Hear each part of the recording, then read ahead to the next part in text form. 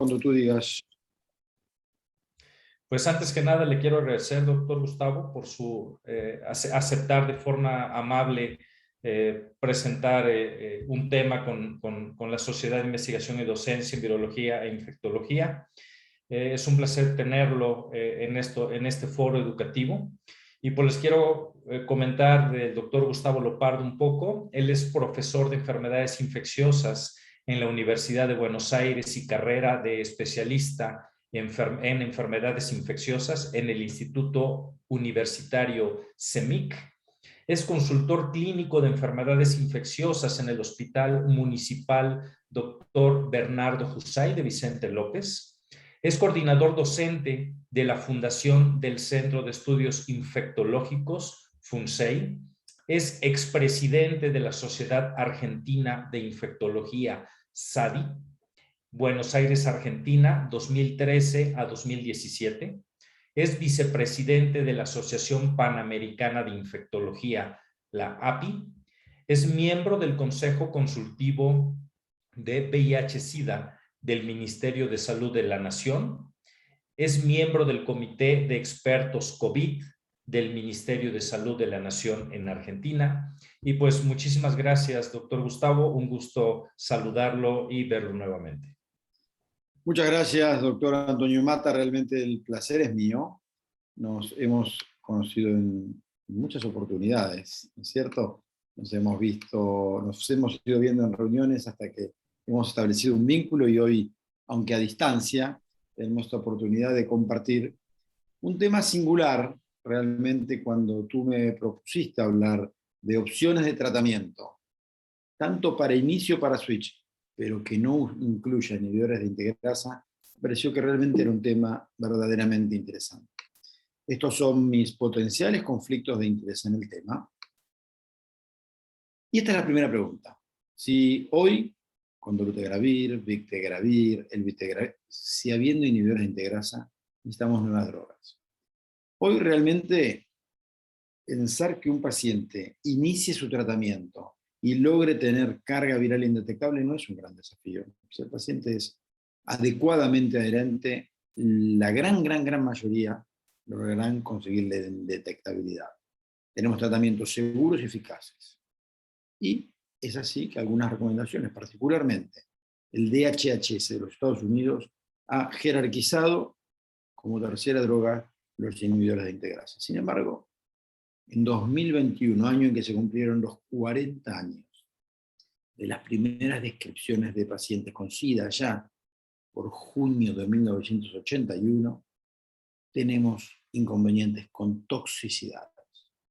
Aumento de peso, quizás la que en este momento más preocupa por ser más novedosa, toxicidad ósea, renal, trastornos metabólicos, siendo hoy en muchos países y en muchas cortes los eventos cardiovasculares la primera causa de muerte en las personas viviendo con VIH, trastornos neurológicos, por lo cual es cierto que todavía necesitamos tener nuevas drogas. Mucho más cuando pensamos que ya aquel 90 establecido tiene un cuarto 90, que haya 90% de las personas con buena calidad de vida. Definitivamente elegir tratamientos seguros y que sean adecuados al perfil de cada paciente resulta esencial a la hora de elegir un tratamiento antirretroviral. Hoy ya los objetivos son más altos. No alcanza el 90-90-90, sino que para 2030 pretendemos lograr 95% de las personas diagnosticadas, 95% de ellas en tratamiento, 95% de ellas con carga libre indetectable. Yo voy a presentar algunos casos clínicos del consultorio, de todos los días, que seguramente ustedes, yo y todos los que estamos compartiendo esta charla sobre VIH vemos. Y a partir de ahí, analizar algunas opciones de tratamiento que no incluyan inhibidores de integrasa. Fíjense esto, una mujer de 52 años que recientemente fue diagnosticada con infección por VIH, y esto es clave, fue en el prequirúrgico de una cirugía, una lipoescultura.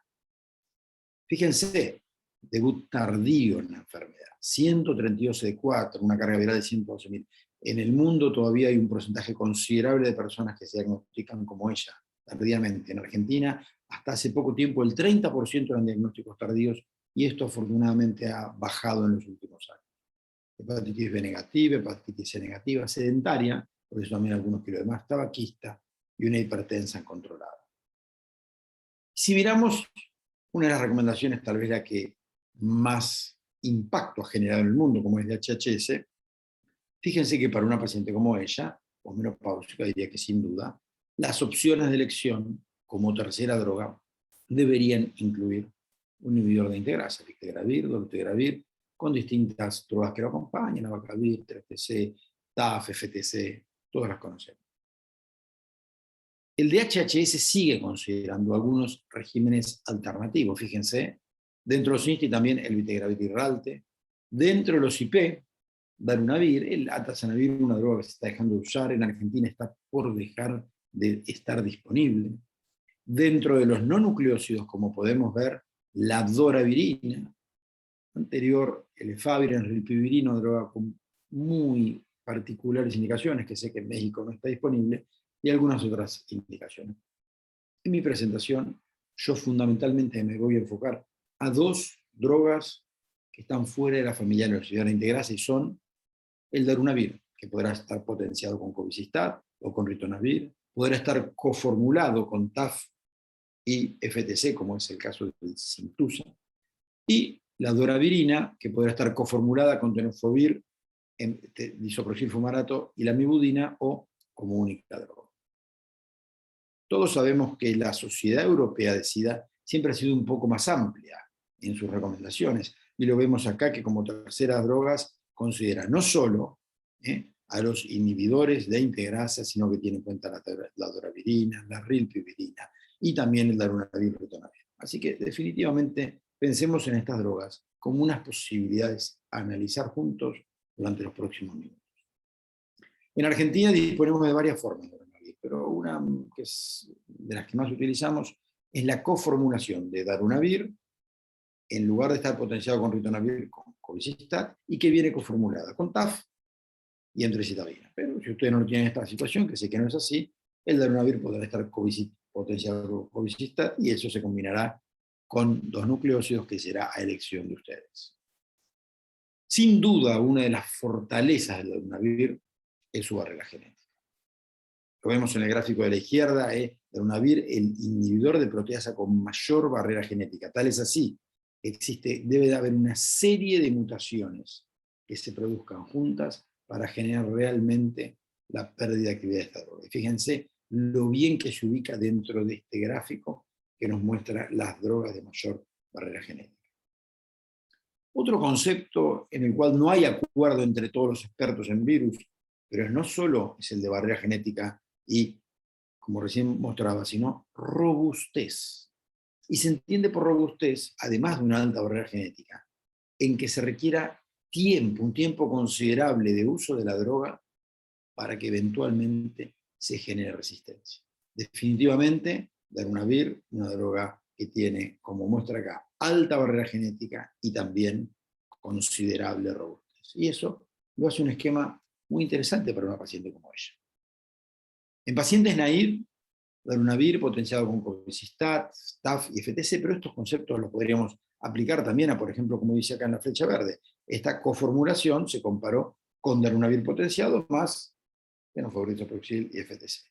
Miren, un estudio considerable, con 725 pacientes, todos naive, con una característica particular. Miren cómo se animaron, cómo se atrevieron al diseño a enrolar pacientes que tenían algunas mutaciones. El 16% de los pacientes enrolados tenía alguna mutación que confería resistencia a las drogas. Eso es inusual, porque en general quienes diseñan el estudio, sobre todo las compañías farmacéuticas, no quieren exponer a su droga a fracasos virológicos. Y lo que vemos acá es que probablemente la confianza en la potencia y la alta barrera genética hicieron que esto estuviera permitido. Sin duda, lo que no se permitía es que hubiera muchas mutaciones asociadas a darunavir, y fíjense que solo el 1% tenía alguna mutación. Con varias no, porque podría fracasar esta droga. Y fácilmente vemos en este slide que tuvo una alta eficacia virológica. Las dos ramas, las dos, recuerden que tienen darunavir potenciado, que rondan el 90% o un poco más todavía. Entonces, en esta charla de hoy, que lo que pretendemos es ver, bueno, qué opciones hay más allá de los inhibidores de integrasa, fíjense qué bien que funciona esta droga con 91.4% de eficacia en el snapshot del FDA. Si vemos opciones con dolutegravir, con victegravir, elvitegravir o dolivirina, definitivamente tuvo un muy buen papel comparativo cuando analizamos los estudios pivotales de otras drogas que hoy con frecuencia utilizamos. Este gráfico es más complejo, pero nos muestra algo muy interesante. Cuando los pacientes tienen un fracaso virológico, en general lo que se hace es mandar a amplificar esa muestra. Entonces, fíjense ustedes, acá hay distintos estudios, todos con dolutegravir, con victegravir, elvitegravir, raltegravir, darunavir, rilpivirina y doravir. Esas barritas verdes los que nos muestran, como dice acá arriba, es que el paciente que falló en el estudio pudieron amplificar la carga viral y se confirmó resistencia. No nos sorprende que fue con elvi, ralti, rilpivirina y algún caso de doravirina excepcional. Drogas que tienen barrera genética un poco más baja, sobre todo el vitegravir, raltegravir y rilpivirina. Miren el segundo punto. Las barritas amarillas son pacientes que tuvieron fracaso, pero no pudieron genotipificar. Y eso ustedes lo entienden. Si un paciente tiene una carga viral de 190 copias, de 235 copias, lo más probable es que el laboratorio dijeran no pudimos amplificar. Pero eso no quiere decir que acá no pudiera haber alguna mutación. El estudio AMBER, que estamos compartiendo en este momento en pacientes naive, no hubo ningún paciente que tuvo con replicación viral fallo, con lo cual no había posibilidad de que en esas 300, 200 o 150 copias hubiera mutaciones que no se pudieron detectar. Así que alta eficacia, alta barrera genética, y esto demostró el estudio en pacientes naive. Además, muy buena tolerancia. Fíjense qué bajo el porcentaje en las dos ramas, que las dos tienen darunavir de discontinuaciones, entre 2 y 3%. Y el uso de hipolipemiantes, porque muchos pensarían, bueno, cuando comparamos entre el darunavir y ritonavir, con inhibidores de integrasa, vamos a tener que usar mucho más frecuente hipolipemiantes. Definitivamente, fíjense, darunavir, victegravir, dolutegravir, elvitegravir, todos rondando en que 4% de los pacientes en los estudios requirieron el inicio de drogas hipolipemiantes. Recuerden que mi paciente se detectó que tenía VIH porque se quería hacer una liposcultura. Yo lo tuve muy en cuenta a la hora de personalizar el tratamiento. Pues hemos vivido las épocas del wasting. Yo empecé a ver pacientes con VIH hace 30 años, en el año 91. Y en aquella época veíamos tremenda enfermedad, el síndrome de desgaste, la pérdida de peso vinculada a la replicación viral descontrolada y el franco deterioro inmunológico. A partir del año 96, con el advenimiento de las nuevas drogas antirretrovirales, asistimos a otra etapa, la etapa del síndrome de lipodistrofia, ustedes recuerdan, con lipoacumulación central y lipoatrofia periférica. Bueno, ya después del año 2000, eso pasó casi al olvido, pero ahora volvemos a una nueva etapa, los pacientes incrementando su peso. Y podríamos mostrar una enorme cantidad de estudios, y no quiero aturdirlos con eso, pero esto es alguna de las evidencias de esta corte de Norteamérica, el ENAC-ACORD, mostrando el aumento de peso. Fíjense, desde el inicio, por año 1, 2, 3, fíjense qué notable, ¿no? Con inhibidores de integrasa en la línea colorada, con IP en la línea azul, y con los no nucleósidos en la línea verde.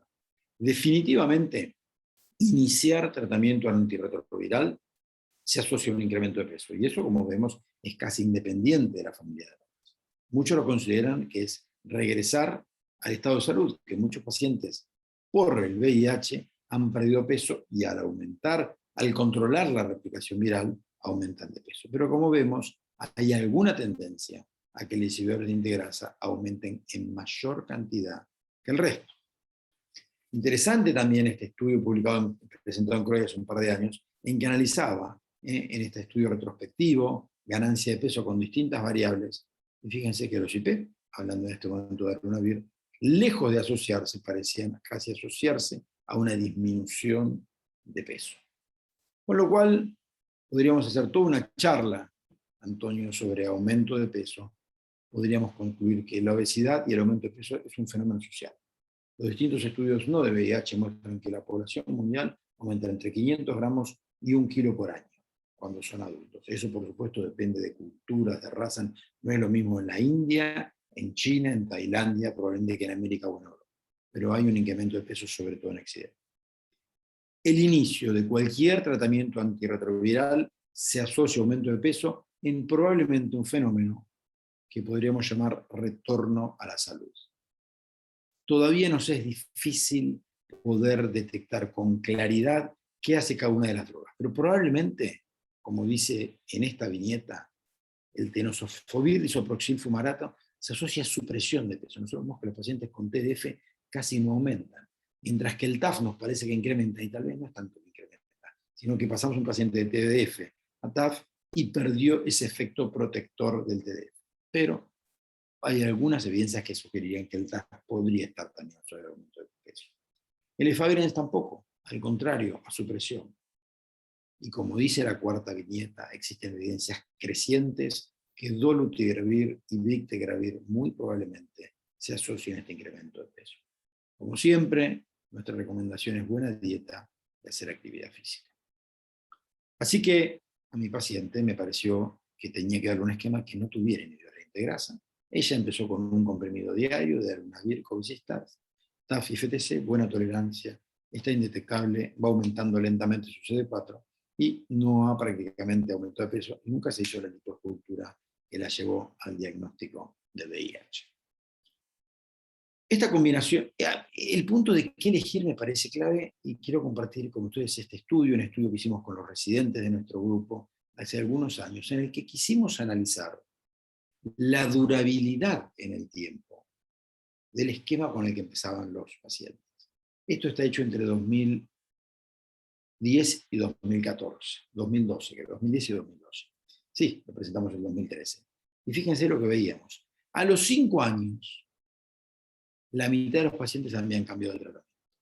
Dependiendo de la población que ustedes atienden, en algunos casos será por fallo. Nosotros tenemos una población mayoritariamente de hombres que tienen sexo con hombres muy bien adherentes. Y fíjense, en nuestro caso, como dice acá, 2/3 de ellos cambiaban por simplificación o toxicidad.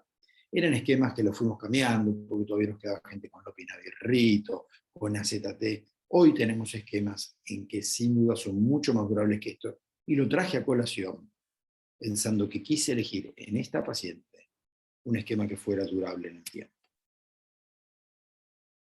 La combinación de antirretrovirales de Daruna, COVID, FTC y TAF no solo fue estudiado en inicio, sino también en Switch, en este estudio Emerald, un estudio característico, pacientes indetectables, aleatorizados 2-1 a la combinación, y uno de ellos 2 a esto, y uno a seguir con la droga que estaba, que en general era con un IP. Y fíjense de nuevo, en el diserio se atrevieron a considerar que hasta un 15% de los pacientes hubieran podido tener un fallo virológico. Los estudios de Switch siempre excluyen a alguien con algún fallo previo, y más de la mitad habían usado más de un régimen antirretroviral previamente. Fíjense de nuevo, la eficacia notable, solo 2% de fallos virológicos en las dos ramas, lo cual nos habla realmente de la robustez que yo mencionaba hace un rato, con buena tolerancia. Vamos a compartir el segundo caso. Hablamos entonces de Daruna potenciado en inicio en Switch, y en este caso va a ser para un hombre joven, 32 años, con un diagnóstico reciente. No tuvo diagnóstico de infección aguda, lo vi yo a él. Había tenido hacía poco tiempo, claramente, un síndrome retroviral aguda que él no percibió, con rash, fiebre, úlceras orales. Hizo distintas consultas en lugares que no eran los adecuados, y en ese momento nadie pudo hacer el diagnóstico. Cuando yo lo hice, él ya había sido convertido, él tenía una pareja, es un hombre que tiene sexo con hombres, que es un hombre negativo. Este CD4 intermedio, una carga viral muy alta, que claramente muestra que su infección aguda había sido muy reciente. Le dimos test de resistencia genotípico, serología para hepatitis B, C, estaba vacunado para B con buenos anticuerpos. Un hombre sano, pero él claramente quería iniciar antirretrovirales en forma inmediata. Sabía muy bien que indetectable es sinónimo de intransmisible, y esto había sido producto de una infidelidad, y no quería exponer a su pareja a que se infectara. Y el concepto de testear y tratar, test and treat, como usamos habitualmente, ha sido ya demostrado en una enorme cantidad de estudios, estos son todos estudios hechos en los Estados Unidos que claramente muestran entre distintos beneficios un tiempo más corto a que los pacientes se pongan indetectables. No sé cuál es la experiencia en México, en Ciudad de México o en otros lugares de México, pero en Argentina no es muy común que un paciente en el mismo día que se lo conoce, se lo trate. Nosotros usamos carga viral para confirmar el diagnóstico, muy raramente la tengamos tan rápido, pero sí hemos pasado de iniciar tratamiento semanas, a veces meses después del diagnóstico, a realmente hacer un fuerte compromiso para que al menos en la primera semana del inicio del diagnóstico el paciente inicie antirretrovirales. Y de nuevo, la combinación de, acá dice el nombre comercial, Sintusa, Daruluna, Covistat, TAF y FTC, fue estudiada en un pequeño estudio llamado Diamond. Han visto que teníamos primero el ámbar, Emerald, Diamond, distintas piedras semipreciosas y esta que es preciosa. Y lo que vemos en esta serie, que la gran mayoría de los pacientes, los que tomaban el tratamiento, el 96% se pusieron indetectables, con muy buena tolerancia y en ningún caso hubo fallo virológico. Así entonces que en base a esta bibliografía el paciente inició rápidamente, después tuvimos la confirmación que era hepatitis B negativo, C negativo. Sin embargo, esa combinación se encuentra en las combinaciones que son ideales para inicio rápido por ser útil con carga viral la que fuera. Este paciente tenía 4,5 millones de copias, pero recordemos que algunas drogas, como la rilpivirina, no podemos darla con más de 100.000 copias. Con cualquier CD4 lo mismo pasa con la rilpivirina. No hace falta detectar la eventual hipersensibilidad a bacavir porque no lo contiene. La resistencia primaria a darunavir es prácticamente inexistente. Y si el paciente estuviera coinfectado con hepatitis B y a los pocos días nos enteramos, ya lo estamos tratando, porque la combinación contiene TAF y FTC. Con lo cual, fue seguramente una buena opción para él. Y este pedido que nos hacía el paciente en cuanto que quería iniciar pronto particularmente era porque él sabe que I es igual a I. Indetectable es igual a intransmisible. Y me gusta mucho compartir estos resultados presentados el año pasado en México, en el Congreso de la IAS, miren lo que es esto. Distintos países, Suiza, Australia, Irlanda, por acá está, no, acá no está Argentina, no tenemos a Chile de nuestra región. En los que vemos, estaba Argentina, acá pasó algo porque Argentina estaba y Argentina andaba acá con un 60%. Algo se me alteró en el slide. Pero lo que les quiero contar es que lo que hacían interrogatorios a los médicos, una encuesta a médicos de estos países, con qué frecuencia ellos hablaban con sus pacientes indetectables e intransmisibles. En mi caso no hizo falta, porque el paciente lo sabía tan bien que me lo pidió. Pero en muchos casos yo les cuento a los pacientes de entrada, mira, que cuando tú te pongas indetectable, se evitará la transmisión del virus. Y lo que se veía es que en Suiza, la gran mayoría de los médicos compartía este concepto con el paciente, en algunos pacientes menos, y en este estudio fue Corea el que menos. Argentina andaba por acá y andaba en un 60%. En base a estos resultados de la encuesta, los investigadores analizaron los que vimos en las barras de la derecha, que es, bueno, ¿les iba mejor a aquellos que compartían con los pacientes o era indiferente? Fíjense, con más frecuencia se alcanzaba la indetectabilidad, la satisfacción del paciente, más calidad de vida. Definitivamente, en este estudio se demostró que era muy bueno para el paciente y para la posibilidad de indetectabilidad y adherencia transmitirle el concepto de indetectable igual a intransmisible. Si no vamos a usar inhibidor integrasa, no es la única opción darunavir, que es un IP, que además va a tener sin duda importantes interacciones medicamentosas, sea potenciado con cobicistat o con ritonavir. Pero recientemente, desde hace poco tiempo, 3 años en el mundo, 2 años en mi país, tenemos un nuevo inhibidor de transcriptasa reversa no nucleosídico. Una familia con una larga historia, que comenzó en el 96 con nevirapina, delavirodina, efavirenz, letravirina, un no nucleósido de alta barrera genética, más recientemente el rilpivirina y ahora doravirina. ¿Qué características tiene esta droga? Cuando vemos en las mutaciones asociadas a resistencias de toda esta familia, todos sabemos muy bien que la más común es la K103N y no afecta esta mutación a la doravirina. Frecuente también la 138, sobre todo con rilpivirina, no se ve afectada la doravirina. La 181, muy frecuente, fíjense esta acá arriba, ¿no? Ninguna de estas está afectada.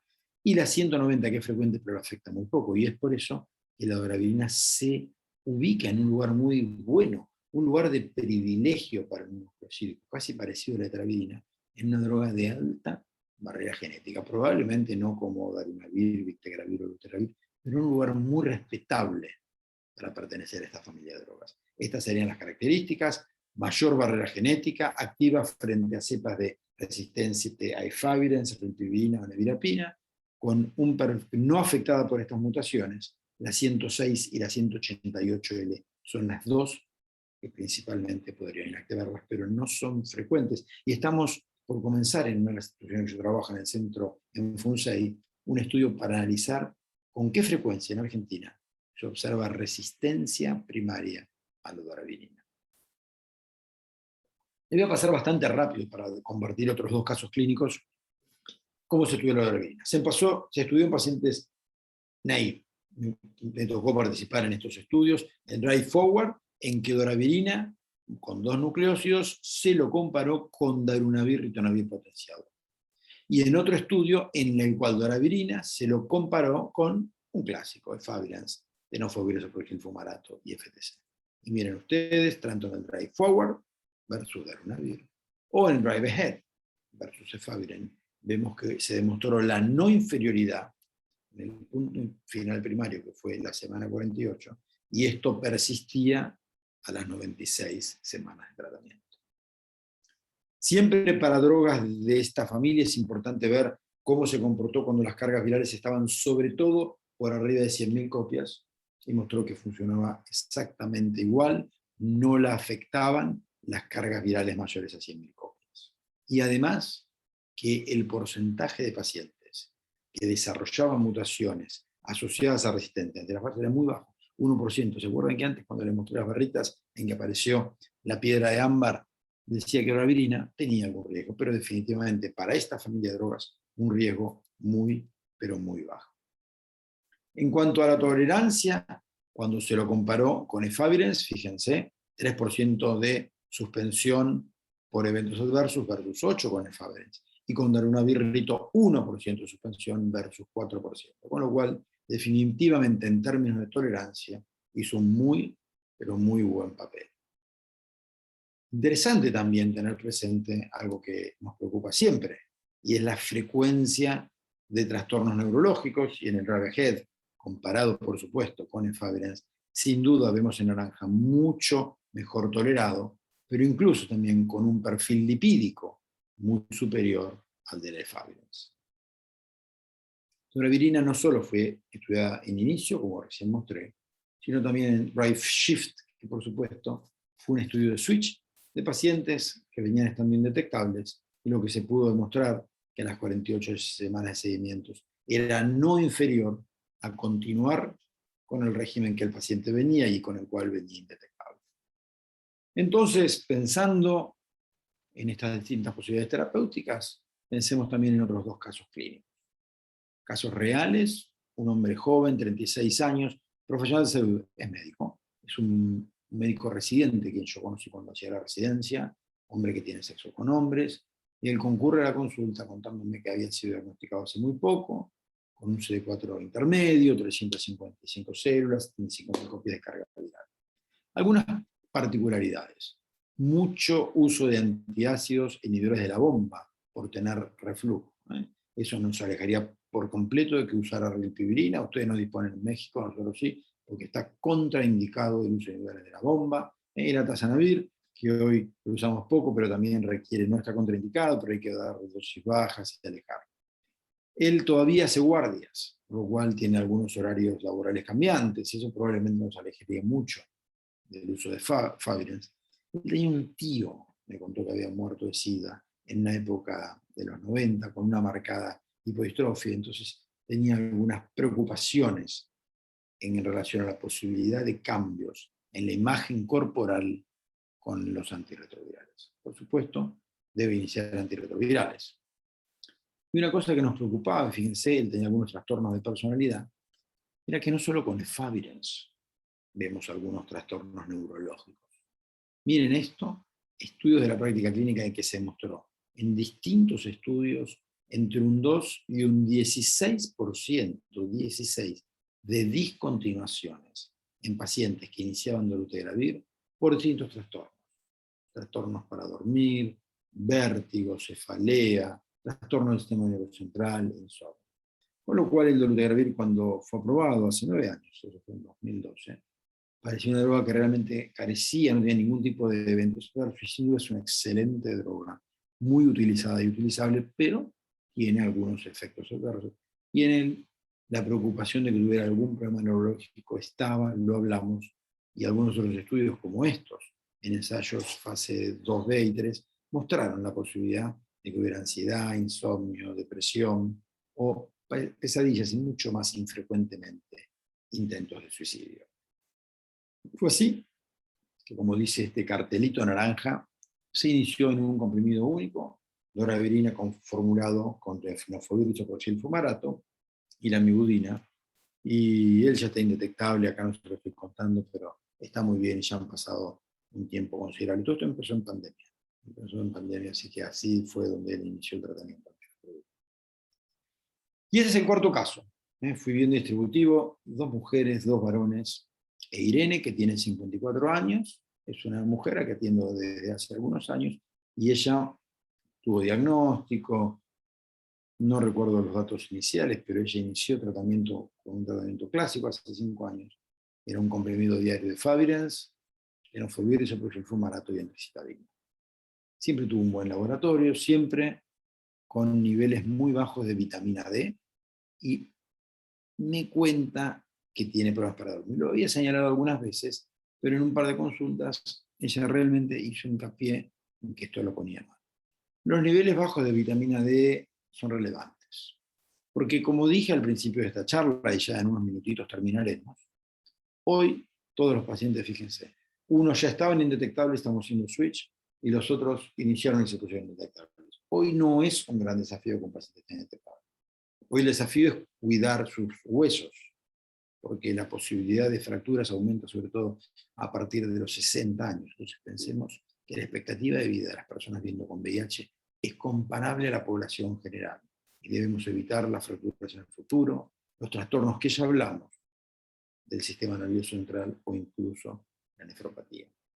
Y ella tenía vitamina D baja, y por eso quise compartir con ustedes este estudio que con los residentes publicamos hace 2 años, en el que en un grupo eran 844 pacientes de la institución, todos tenían una determinación basal de vitamina D, y miren, un 80% tuvieron nivel deficiente o insuficiente, por debajo de 30 unidades. Lo cual muestra que este 80% en Argentina, vieron que eso es muy variable según el país, la luz, la raza, la dieta. Hay estudios que muestran que en Argentina el 40% de la población tiene niveles de 30 para abajo. En nuestro estudio fue 80. Tiene que ver con la dieta, tiene que ver con el VIH. Algunos estudios sugerirían que podía tener con el uso de Favirenz. Nosotros no vimos que los que usaban más de Favirenz tuvieran más déficit, pero lo cierto es algo que seguramente ustedes, yo y todos vemos en nuestra práctica diaria los bajos niveles. Y eso preocupaba en ella. Sin embargo, densitometría, 54 años dice que tenía, con lo cual, por supuesto, su ginecólogo también se la había pedido. Hicimos una densitometría que están tapados, se ve su cadera y su hueso, que se lo ve con bastante calcio. Tenía niveles normales, no tenía ni siquiera osteopenia. Y entonces, ahí estaba el planteo. Ella tenía algunos trastornos con los cuales había que sacar el Favirenz. Requeriría que además sacáramos el tenofovir disoproxil fumarato. Es una mujer posmenopáusica. En ella el tenofovir disoproxil fumarato seguiría haciendo mucho daño. Miren qué interesante este estudio publicado hace 3 años, en el cual se analiza cuál es el nivel de toxicidad de TAF versus TDF, si están ellos potenciados con un potenciador, llámese cobicistat o ritonavir, o no. En este cuadro lo que vemos son pacientes que recibían TAF acá, TDF acá, y estaban todos potenciados. Fíjense, en los pacientes que recibían TAF no hubo nadie que tuviera esto, fracturas o discontinuar por eventos adversos, óseos o renales, ninguno. Y acá fue un 1%, que no es mucho, pero por supuesto, por el tamaño de muestra grande, la diferencia fue significativa. Quiere decir que la conclusión que podríamos sacar la quiero centrar acá. En pacientes con tenofovir soproxil fumarato, con un potenciador, ritonavir o cobicistat, con alguna frecuencia vemos el daño óseo. Quiero hablar de lo de ello. En este mismo estudio, lo que se analiza es qué pasa cuando el paciente recibe TAF o TDF, pero no está potenciado. ¿Cómo se recibía? A triple. Efavirenz, que no lo potencia, tenofovir soproxil y entrecitavir.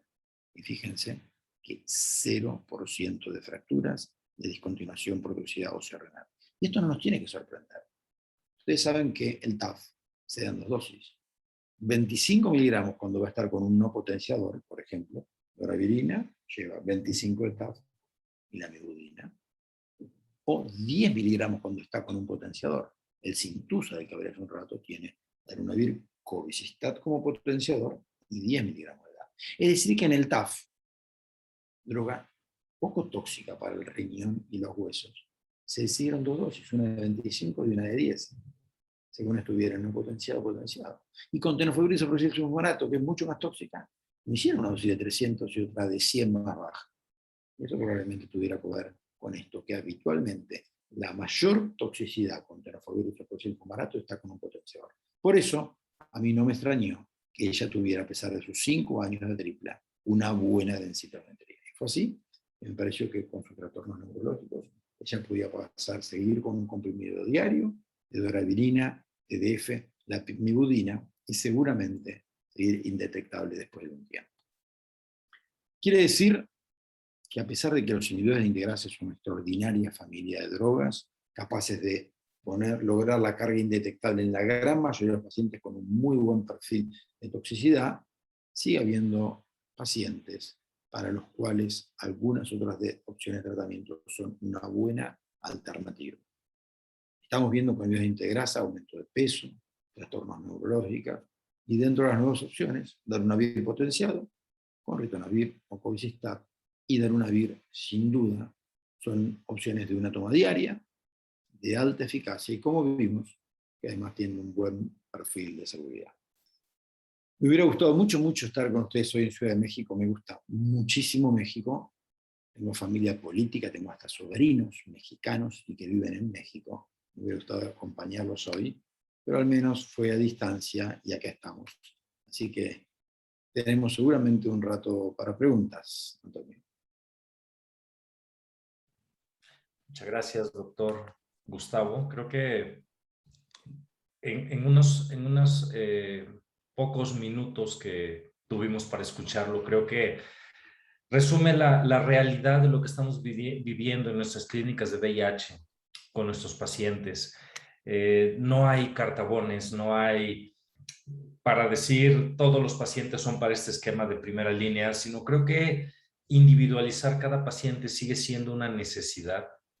Evaluar eventos adversos, evaluar comorbilidades, evaluar las características del paciente, como bien lo menciona en sus casos clínicos. Al paciente tenemos que establecer que se está tomando antiácidos, aluminio, magnesio. Pues creo que debemos de cuidar algunas características para, en este caso, los inhibidores de integrasa. Vamos a abrir la sesión a preguntas. Si alguien quiere hacer alguna pregunta, puede levantar la mano para darle la palabra. Y mientras esto inicia,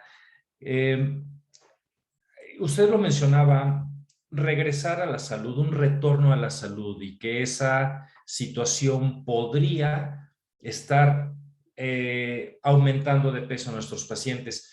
Pero ¿qué tanto retorno a la salud podemos esperar? ¿Cuál es el umbral entre decir ese paciente está recuperándose o ese paciente ya se pasó de una recuperación, como que ya va más allá? ¿Hay algún dato que se ocupe para tomar estas decisiones? Muy bien.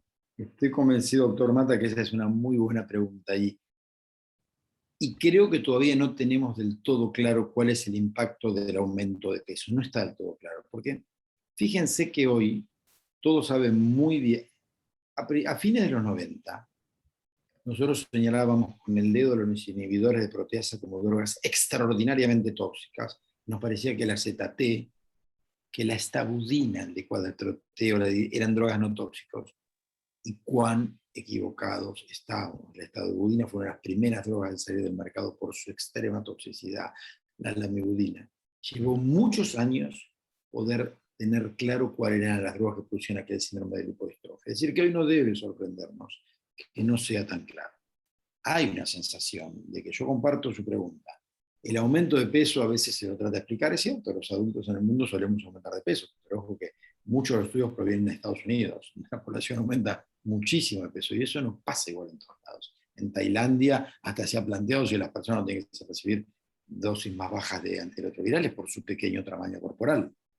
Claro. Entonces, la realidad es que su pregunta la comparto, hasta dónde tolerarlo. Y esto es difícil y a veces tiene que ver con este concepto que usted señalaba de buscar lo que quiere el paciente. Hay pacientes que no tolerarían subir los 3 kilos y que tienen conducta y dicen, yo tengo 44 años, hace 20 años que peso lo mismo, cuando subo de peso hago dieta, corro, hago actividad física, algo está pasando. Esto lo escuché varias veces. A mí me tratan de tú todos los pacientes. Tú, no me dicen tú, por supuesto, vos, en Argentina. Tú me cambiaste a este comprimido de hace 2 años y yo estoy subiendo de peso por esto. Y ya lo busqué en internet y dice que sí. Entonces también tengo en cuenta esto, no solo, sino la sensación del paciente. Probablemente muchos de los que nos escuchan, Antonio, conozcan el estudio Advance, un estudio llevado adelante en Sudáfrica en mujeres de raza negra, donde ha habido, con la combinación de dolutegravir y TAF, las dos juntas, algunas mujeres que unos años después llegaron a aumentar 10 kilos de peso. ¿Cuánto hay de retorno a lo normal? ¿Cuánto hay de otra percepción sociocultural de la obesidad? ¿Cuánto hay de otra percepción y de aceptación?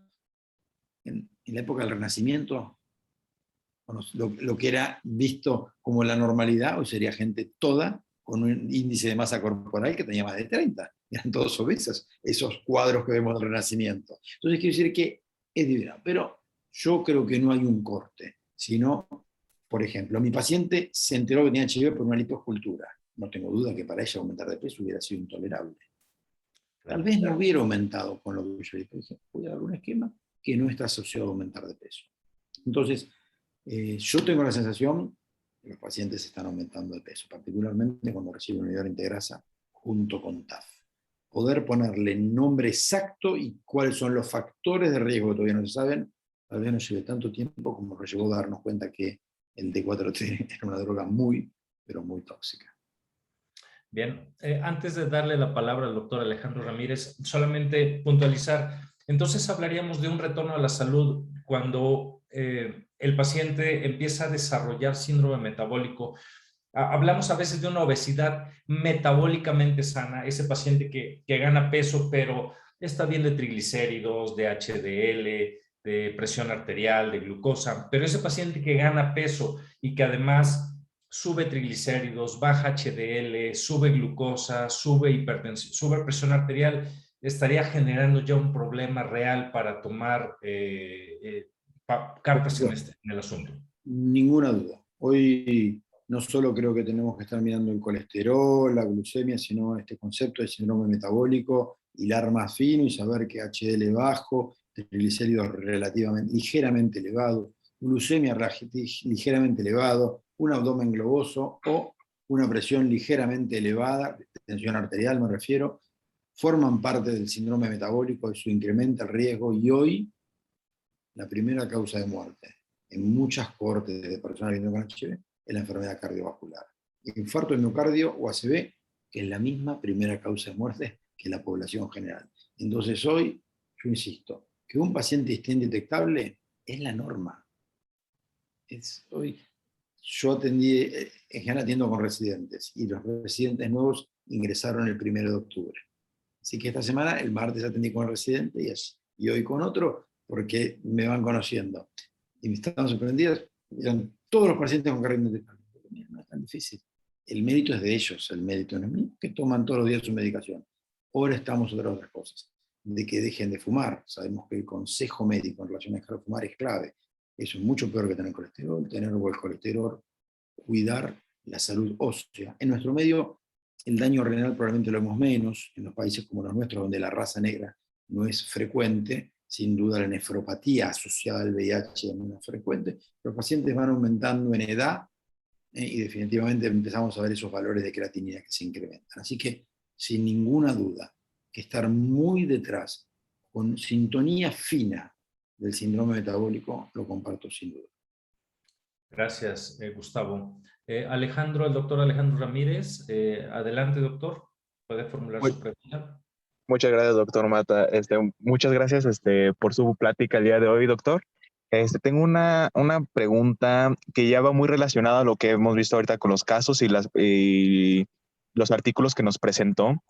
En diversos foros hemos discutido acerca de tenofovir la fenamida como el backbone innovador, que al final le estábamos apostando mucho, ¿no? Que por la cuestión renal, todo. Pero al día de hoy, ¿usted lo considera también como un posible factor de riesgo cardiovascular para inicio de tratamiento, en el sentido, obviamente, por la dislipidemia, su asociación al incremento de peso con el resto con los terceros componentes como los niveles de la integrasa y demás? ¿Usted lo ve como un factor que se tiene que tomar en cuenta desde el inicio de la toma de decisión para iniciar un paciente? Y muy de la mano con la pregunta, ¿usted lo ve como el backbone definitivo o vería así también una perspectiva mucho más abierta a compartir con para futuras líneas de tratamiento? Doctor Ramírez, me parece muy buena la pregunta, y la respuesta sería, no creo que TAF sea la única opción de tratamiento de ninguna manera. En realidad, el TAF no pareciera tanto asociarse a un aumento en el riesgo de síndrome metabólico, sino que lo que se ve, por ejemplo, en los estudios no de inicio, sino de switch, cuando un paciente venía con tenofovir y isoproxil fumarato, el switch, por ejemplo, se ha visto en la cohorte ópera, que en los primeros 9 meses del switch hay un incremento del peso. Y una de las teorías, todavía está en el terreno de las hipótesis, es que tal vez no sea el TAF el que hace aumentar de peso, sino lo que yo mencioné en un slide, que probablemente el tenofovir disoproxil fumarato tenga un efecto protector, prevenga el que las personas aumenten de peso, cuando incluso previene la hipercolesterolemia. Muchos pacientes con tenofovir, es sorprendente qué buenos niveles tienen de colesterol. Entonces, en esos casos, probablemente al sacar ese efecto protector del TAF, estamos exponiendo a que aumente el colesterol, empieza el síndrome metabólico, los triglicéridos, y se aumente de peso. En relación a si el TAF para mí es el estándar de cuidado dentro del backbone, creo que no. Creo que son las opciones. Vimos como la doravirina tiene tenofovir isoproxil fumarato con 3-TC. Hoy, el dolutegravir con lamivudina, es decir, la biterapia, es otra opción de eficacia comprobada y que va creciendo. Y yo creo que esta idea de hacer un traje a medida, y no que todos los pacientes reciban lo mismo, es lo que probablemente más beneficia a nuestros pacientes. Muchas gracias, doctor. Buenas noches. No, al contrario. Gracias, doctor Alejandro. La doctora Erika Herrera tiene levantada su mano. Adelante, tiene habilitado micrófono ya.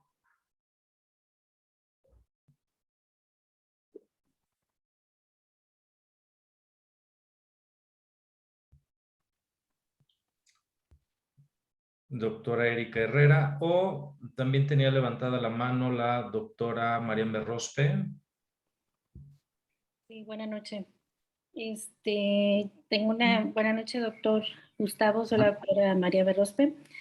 Mi pregunta es referente a no toda nuestra población es igual, como lo decía, no es una receta de cocina la terapia antirretroviral.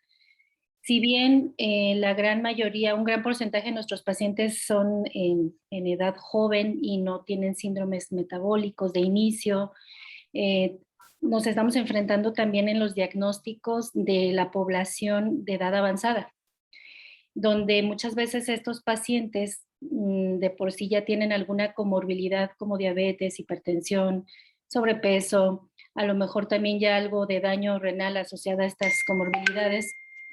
Entonces, la pregunta es, en un paciente de edad avanzada, recién diagnosticado, con síndrome metabólico, ¿qué esquema sería el ideal que usted sugeriría? Mencionaba, por ejemplo, esta alternativa del STR, que es tenofovir alafenamida con emtricitabina y dolutegravir covistat, que es el Sintusa, o optaría mejor por tenofovir lamivudina con doravirina. No sé qué, sobre todo porque si bien sabemos que los inhibidores de proteasa están asociados también con riesgo cardiovascular, unos más que otros, pero en este escenario, en este tipo de pacientes, ¿qué esquema recomendaría? Bueno, es un buen punto en cuanto a, bueno, si pensamos en un adulto mayor, que es lo que usted, doctora, propone, que tenga ya riesgo cardiovascular incrementado, ¿qué es lo que sabemos?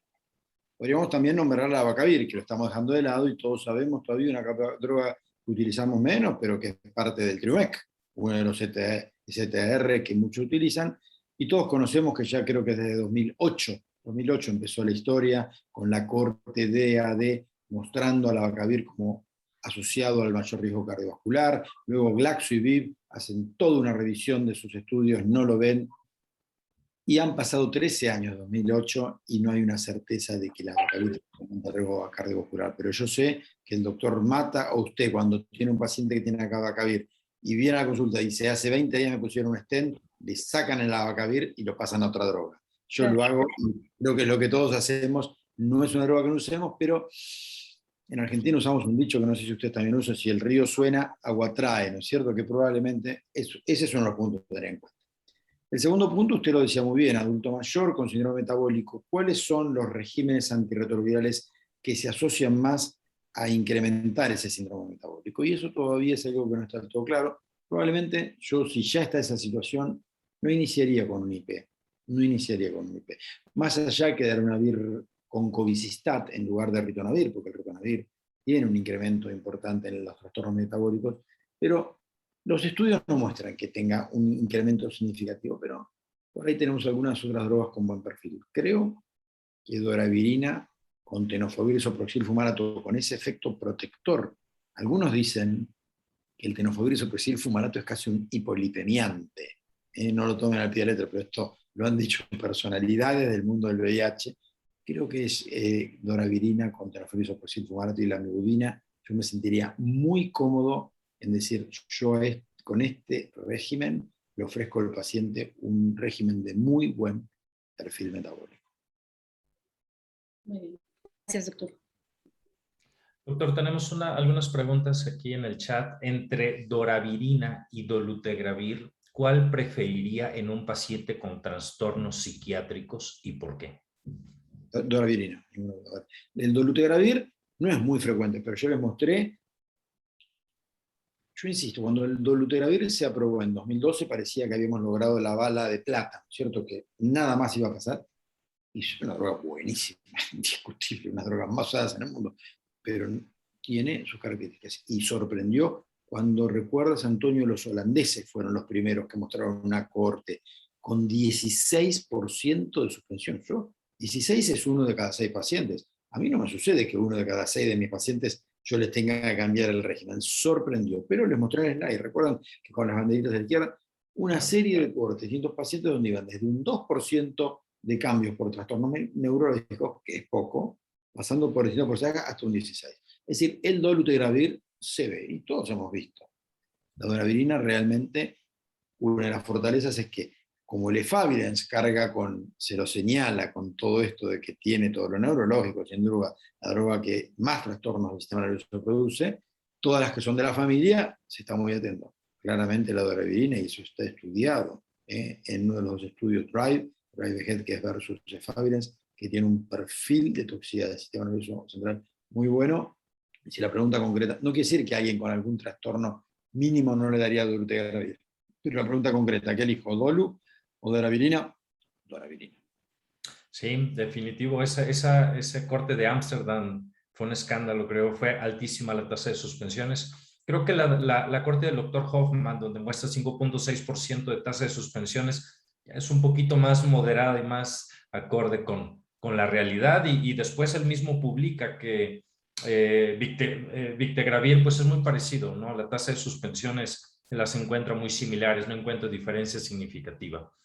Bien, doctor, tenemos otra pregunta. Dicen, un paciente masculino de 31 años con infección por Helicobacter pylori, con un cuadro severo, náusea, reflujo, dolor gástrico, en tratamiento con Victegravir, ¿qué tratamiento sintomático le recomendaría?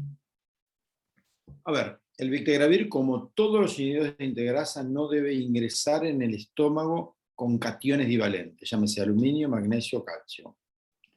Fuera de eso, no hay ningún problema con los inhibidores de la bomba de protones, pero lo que hay que decirles es no se tome un antiácido, porque los antiácidos suelen contener aluminio, magnesio, porque los cationes divalentes hacen que quede en parte y disminuya la absorción. No es que le pasa algo grave, como sucede con la ergotamina y el ritonavir, que puede llevar a ergotismo e incluso a la muerte de un paciente, pero puede disminuir la absorción. Yo diría que para ese paciente, salvo que tenga alguna característica particular, el Victegravir se tolera bien, muy bien, y haya intolerancia digestiva, me resulta improbable, empecé más que es el paciente con su Helicobacter pylori, con su historia de gastritis, eventualmente de reflujo, que habrá que ocuparse.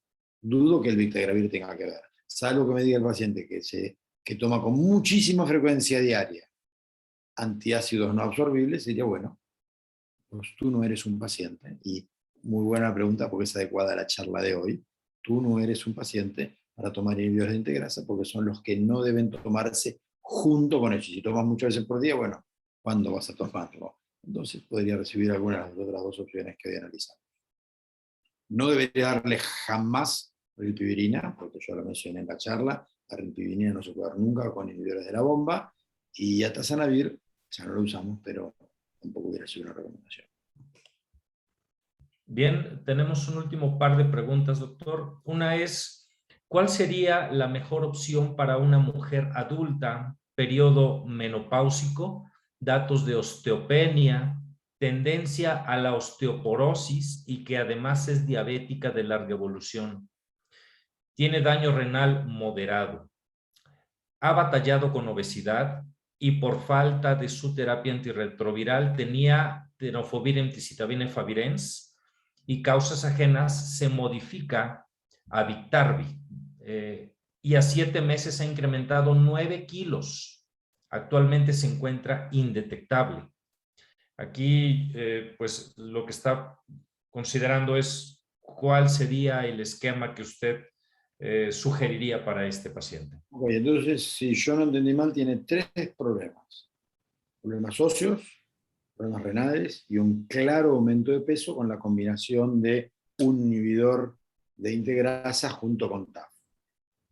Los 3 problemas me parece que merecen atención, ¿no? Porque hay un gráfico que es muy impactante. Yo lo paso siempre en las charlas, pero hoy ya hubiera sido demasiado, que muestra, todos sabemos que las personas con VIH tienen más riesgo de fracturas que la población general. El problema es que eso empieza después de los 60, entonces pensemos que la gente va a vivir muchos años. Muchos de nuestros pacientes, la mayoría, tienen menos de 60, pero no les, la diferencia enorme con la población general se ve así, la curva aparece después de los 60, 70.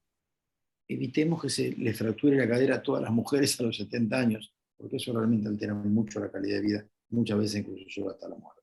Entonces, me ocuparía mucho de su hueso. Jamás tenofovir isoproxil fumarato.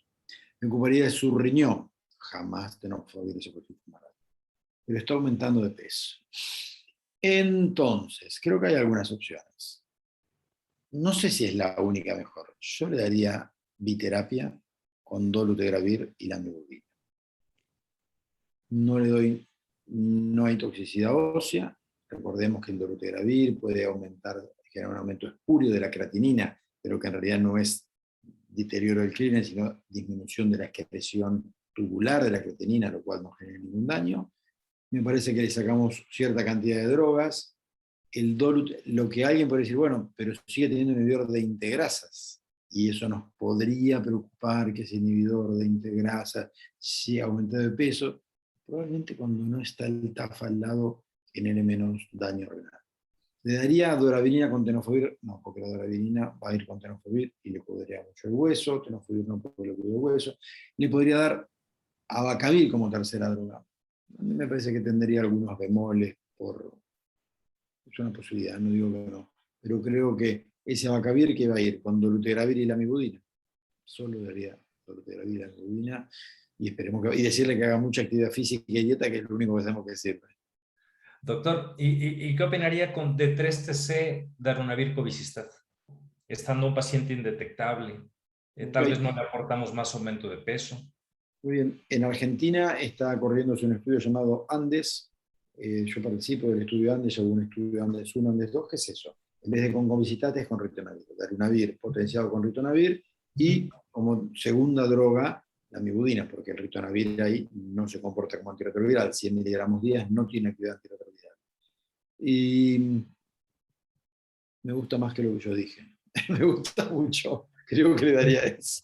Porque no tiene un trastorno. Podría ser una opción quitándole tal vez el inhibidor de integrasa. Es un paciente indetectable que pudiera tal vez mantener. Me parece que una frase que usan los políticos, esa es una opción superadora. Sí. Daría darunavir potenciado con la mibudina. Me parece que es la mejor de todas. Ok. Tenemos una última pregunta, doctor. El doctor Edgar Pérez tenía levantada la mano. Adelante, doctor Edgar. Hola, doctor Gustavo, buenas noches. Una excelente plática y reconocer que es algo real que estamos viendo en nuestra práctica diaria y creo que eso hace más interesante y real que aplicamos a nuestra actividad diaria. Doctor, le comento, en México, en el último par de años hemos tenido unos cambios significativos en las terapias de nuestros pacientes. Se hizo un cambio en la mayoría de pacientes a terapias basadas en Bictegravir. El esquema preferente anteriormente era basado en efavirenz con tenofovir emtricitabina. Algunos usaban también atazanavir, ritonavir, por ejemplo, más TDF-FTC. Y todos estos, en un contexto que debería ser que estaban indetectables, se cambiaban a terapias basadas en Bictegravir. La mayoría de pacientes están con estas terapias, pero un pequeño grupo, como justo lo ha platicado, han tenido problemas de ganancia de peso, cambios metabólicos.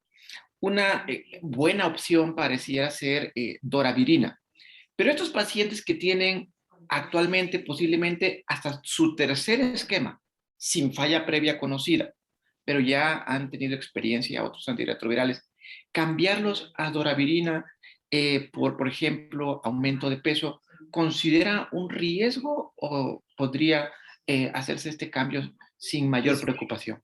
Es muy buena esa pregunta. Y yo empiezo por el final. Yo haría el cambio.